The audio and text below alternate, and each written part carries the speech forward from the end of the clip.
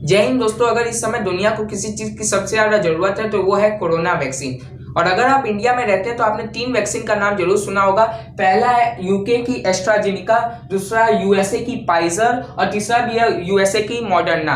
ये 3 कंपनी जो है ये इंडिया में काफी ज्यादा फेमस है और ये 3 कंपनी के ही वैक्सीन सबसे पहले भारत में आने वाले हैं। तो दोस्तों आज के इस वीडियो में हम ये 3 वैक्सीन को कंपेयर करेंगे और आपको बताएंगे कि कौन सी वैक्सीन भारत के लिए सबसे ज्यादा यूजफुल होने वाली है, कौन से वैक्सीन को भारत को चुनना चाहिए। और इसके बाद हम आपको बताएंगे कि ये अगर वैक्सीन आती है तो किस तरह हमारी सरकार हर भारतीय तक ये सारी वैक्सीन पहुंचाएगी और हमें इसके लिए क्या क्या जरूरत होंगे ये वैक्सीन को पहुंचाने के लिए। तो वीडियो काफी ज्यादा इंटरेस्टिंग होने वाला है। तो सबसे पहले आइए समझते हैं कि ये 3 वैक्सीन में से कौन सी वैक्सीन भारत के लिए ज्यादा जरूरत है और कौन सी वैक्सीन भारत के लिए ज्यादा सही होने वाली है। तो सबसे पहले आइए बात करते हैं एस्ट्राजेनिका की। तो एस्ट्राजेनिका एक यूके की कंपनी है और ये फाइजर और मॉडर्ना दोनों यूएस की कंपनी है, जैसा कि हमने आपको पहले बता दिया।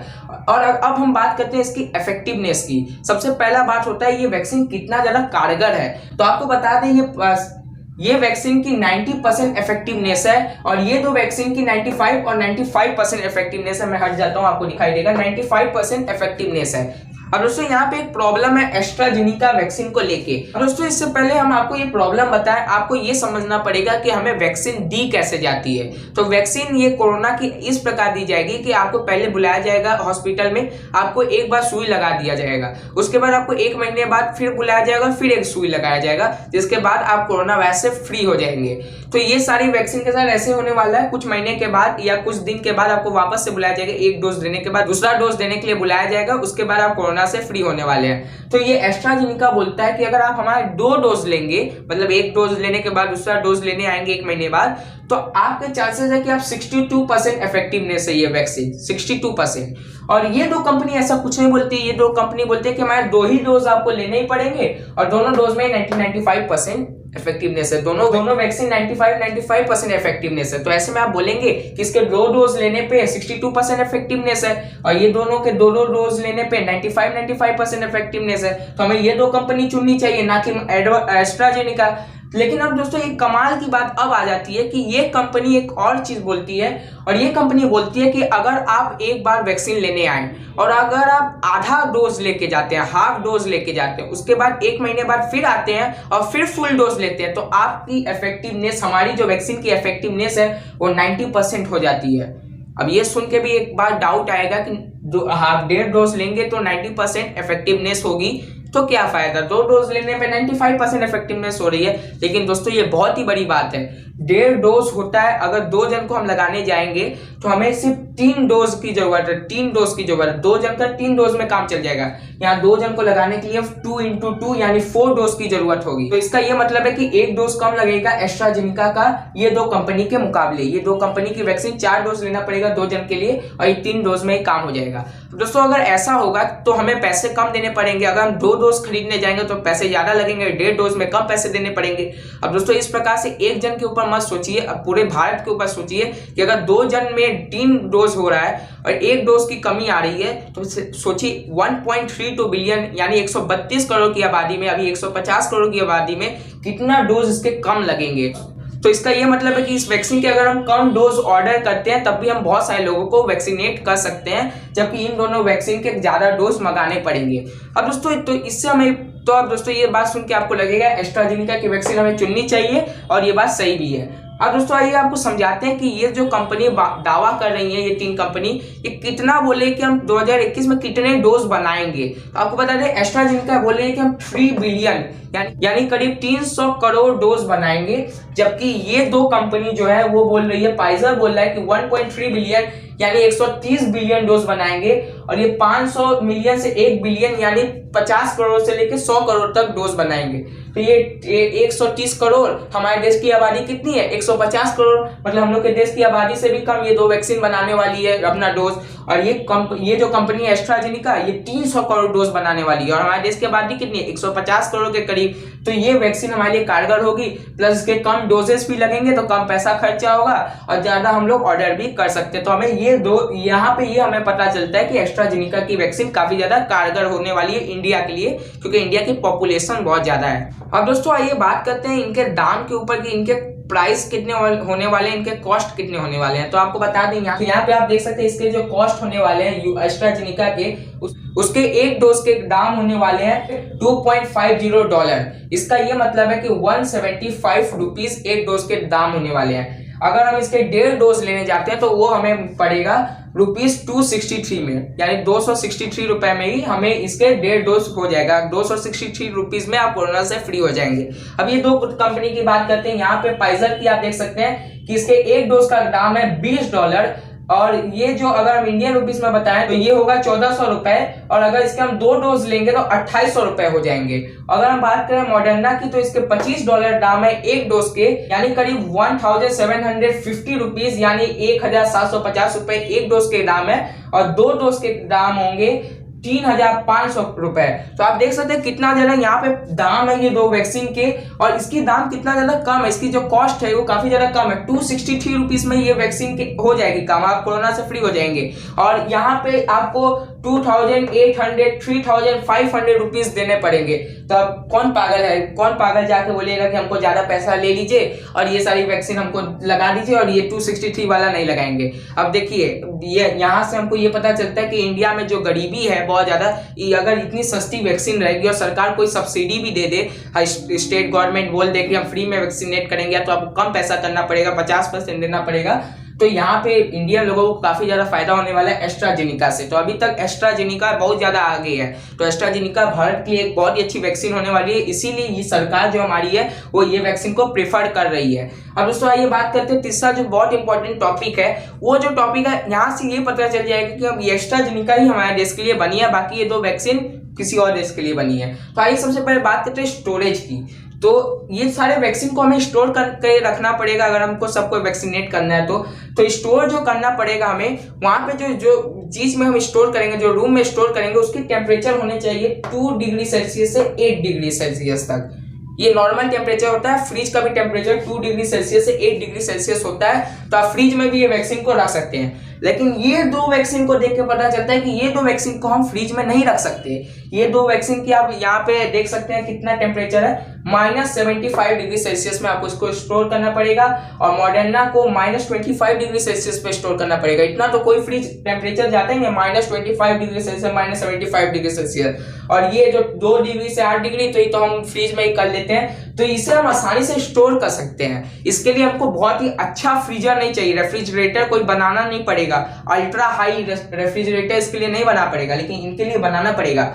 और एक खास बात तो ये है कि हमारे देश में ऐसी कोई रेफ्रिजरेटर नहीं है जो -25 डिग्री सेल्सियस के नीचे का तापमान कर सकती है, और ये दो जो कंपनी है इसका -75 डिग्री सेल्सियस और इसका -25, हो सकता है ये -30 पे चला जाएगा तो वैक्सीन खराब हो जाएगा। बस ये जो वैक्सीन है एस्ट्राजेनेका, तो इससे हमें ये पता चलता है कि ये वाली वैक्सीन हमारे देश के लिए काफी ज्यादा सुटेबल है, क्योंकि इसके ज्यादा डोज हम खरीद सकते हैं, क्योंकि इसकी कॉस्ट कम है, और तीसरी बात इसे हम फ्रिज में भी रख सकते हैं, आम आसानी से एक्सपोर्ट कर सकते हैं, इंपोर्ट कर सकते हैं, एक स्टेट से दूसरे स्टेट भेज सकते हैं। लेकिन इनको भेजना काफी ज्यादा मुश्किल है, क्योंकि हमारे पास कोई भी अल्ट्रा फ्रीजर नहीं है, अल्ट्रा हाई फ्रीजर नहीं है, अल्ट्रा हाई रेफ्रिजरेटर नहीं है जो बहुत कम टेम्परेचर बना सकते हैं।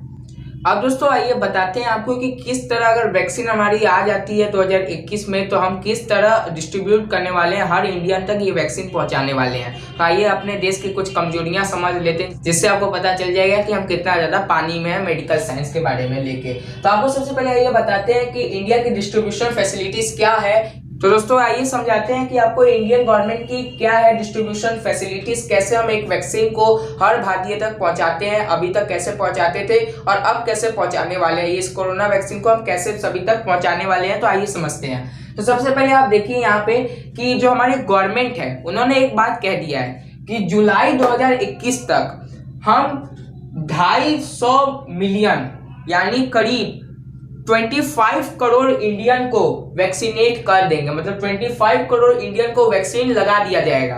इसके लिए हम 500 मिलियन वैक्सीन ऑर्डर करेंगे। ये नहीं लिखा गया कि हम एस्ट्राजेनेका की ऑर्डर करेंगे, फाइजर की ऑर्डर करेंगे या मॉडर्ना की ऑर्डर करेंगे, लेकिन 500 वैक्सीन हम ऑर्डर करने वाले हैं, जिससे हम 250 मिलियन यानी करीब 25 करोड़ इंडियन को वैक्सीनेट कर देंगे। ये सरकार ने बोल दिया। सरकार तो ऐसे बोल देती है, काम होगा कि नहीं इसका कुछ पता नहीं है।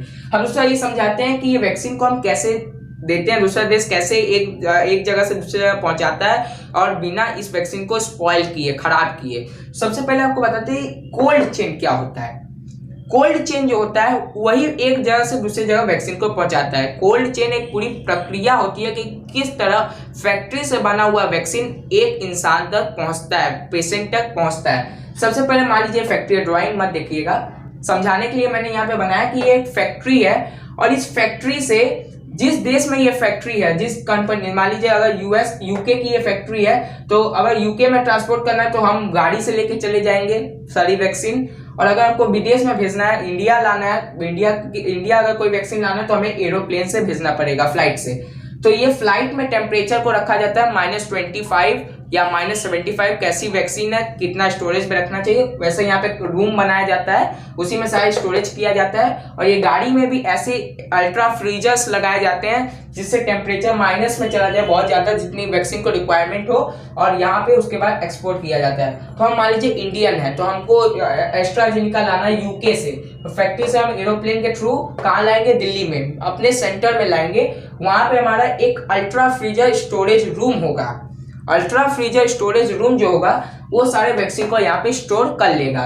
उसके बाद हम क्या करेंगे, उसके बाद ये सारे वैक्सीन को हम अलग अलग जगह स्टोर करेंगे। अब एक ही जगह सारा वैक्सीन को यहाँ से हम सारा प्लेन से उतार दिए, अब उसके बाद हमको अलग अलग स्टोर करना पड़ेगा। एक ही जगह तो पूरा स्टोर करेंगे नहीं, तो इसीलिए हम अलग अलग स्टोर कर लेंगे। अलग अलग घर में स्टोर कर लिए, घर है तो हम अलग अलग स्टोर कर लिए। अब उसके बाद यहाँ से हम अलग अलग गाड़ियों की मदद से दूसरे डिफरेंट स्टेट तक पहुंचाएंगे। स्टेट पे भी एक ऐसा ही घर रहेगा जहाँ पे टेम्परेचर -75 डिग्री सेल्सियस या जैसी वैक्सीन जितना टेम्परेचर चाहिए उतना उसका वैसा स्टोरेज रूम बना देगा। वहां पे ही हम सारे वैक्सीन को स्टोर कर देंगे। उन सारे वैक्सीन को हम फिर एक गाड़ी की मदद से हॉस्पिटल तक पहुंचाएंगे और वो हॉस्पिटल हर एक पेशेंट को ये सारे वैक्सीन लगा देगा। तो ये हमारा होने वाला प्लान। इस तरह कोई भी वैक्सीन एक पेशेंट तक पहुंचती है एक फैक्ट्री से। हमारा इंडिया में यही फॉलो करेगा। ये जो चेन है इसे हम कहते हैं कोल्ड चेन, क्योंकि हमें यहाँ पे कुछ टेम्परेचर को मेंटेन करके रखना पड़ता है। तो ये हो गया हमारा कोल्ड चेन। हमारे देश में कोल्ड चेन 27,000 यूनिट है, मतलब 27,000 कोल्ड चेन है। और ये भी आंकड़ा आपको बता दे रहा है कि इन इतने सारे चीज से सिर्फ 20 to 25% 500 मिलियन डोज के हम भेज सकते हैं। 20 से 25%, यानी आप करीब समझ लीजिए 100 मिलियन के करीब हम भेज सकते हैं। बाकी सारी वैक्सीन वेस्ट होने वाली है भारत में, क्योंकि हमारे पास चेन अवेलेबल ही नहीं है। हम भेजेंगे कैसे? तो यहाँ पे ये कहा जा रहा है कि हमारे देश में सिर्फ 20 से 25% वैक्सीन को ही हम एक्सपोर्ट कर सकते हैं, क्योंकि हमारे पास इतना ही कोल्ड चेन मौजूद है। ये हमारे देश की एक बहुत बड़ी प्रॉब्लम है, जिसके ऊपर आज तक हमारी सरकार ने कभी ध्यान नहीं दिया, लेकिन अब ध्यान दिया जा रहा है। चलिए देर आए दुरुस्त आए, लेकिन ध्यान अब दिया जा रहा है कि मुंबई एयरपोर्ट को ही वहां पे भी कोल्ड चेन बनाया जाएगा, वहां पे भी स्टोरेज रूम बनाया जाएगा, जिससे हम बहुत सारे वैक्सीन को स्टोर करके रख सकते हैं। अभी तक हालत क्या है हमारे देश की कि अभी जो हम जितना इन्वेस्ट कर रहे हैं एक कोल्ड चेन में, मतलब अभी तक हमारे पास जितना कोल्ड चेन है उसका 4 से 5 गुना ज्यादा कोल्ड चेन चाहिए। यानी 27,000 तो आप करीब 5 गुना समझ सकते हैं। करीब आप बोल सकते हैं कि 1,20,000 यूनिट चाहिए, तब जाके हम 500 मिलियन डोजेस भेज सकते हैं। और सिर्फ 25 करोड़ लोगों का काम होने वाला है। सिर्फ 25 करोड़ लोगों का काम होने वाला है इतने वैक्सीन से। पूरे लोगों का काम नहीं होगा। 25 करोड़ के लिए हमें ये चाहिए 1,20,000 यूनिट। तो अब अगर 150 करोड़ लोगों को तो वैक्सीन करेंगे नहीं, मान लीजिए अगर 75 करोड़ को करते हैं तो हमको 3,60,000 यूनिट चाहिए। और इतना यूनिट बनाते बनाते हमारे देश क्या बोले 100-200 साल आगे चला जाएगा, इतना बनाते बनाते जिस तरह से अभी हम चल रहे हैं। अब दोस्तों ऐसा कहा जा रहा है, एक और बुरी बात यह कि हमारे देश में अगर ये काम किसी प्राइवेट कंपनी को दे दिया जाता है कि आप बनाइए कोल्ड चेन, तो ऐसी कोई कंपनी नहीं है जो -25 डिग्री सेल्सियस से कम का स्टोरेज रूम बना सके। मतलब अगर -50 डिग्री सेल्सियस पे कोई टेम्परेचर चाहिए तो वो हमारे देश की कंपनी नहीं कर सकती, बस -25 डिग्री सेल्सियस में कर सकती है। तो अब सरकार को सोचना है कि कैसे करेंगे काम। ये सरकार के ऊपर कि हमारी सरकार कैसे मेंटेन करती है। लेकिन हमारे देश की एक कड़वी सच्चाई है कि हम कोरोना वैक्सीन के लिए रेडी अभी तक नहीं है। और अगर हम रेडी नहीं होंगे तो हमको वैक्सीन बने या ना बने कोई फायदा होने वाला नहीं है। तो दोस्तों ये थी पूरी इन्फॉर्मेशन। उम्मीद करते हैं कि आपको इससे कोई प्रॉब्लम नहीं रहेगा, आपको सारा सोल्यूशन यहाँ पे मिल गया होगा, सब कुछ पता चल गया होगा। तो दोस्तों अपना बहुमूल्य समय देने के लिए धन्यवाद। जय हिंद, जय भारत।